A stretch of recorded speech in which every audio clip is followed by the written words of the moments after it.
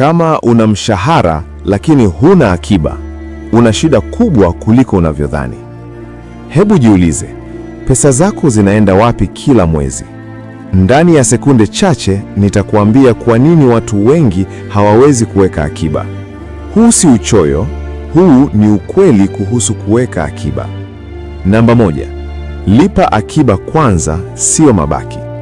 Akiba si kile kinachobaki, ni kile kinachotangulia.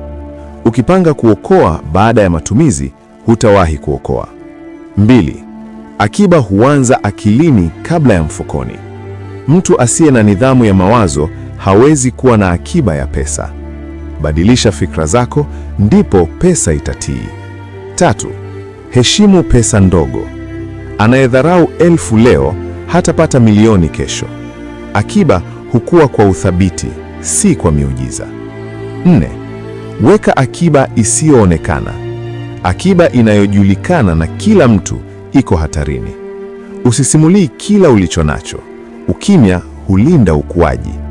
5, epuka akiba ya hisia. Unaponunua kwa hisia, unaiba akiba yako. Akiba hupotea haraka zaidi pale hasira, furaha au wivu vinapoongoza. 6, akiba ina kusudi, sio hofu. Akiba bila kusudi haina mizizi. Jua kwa nini unaokoa: uhuru, usalama au uwekezaji.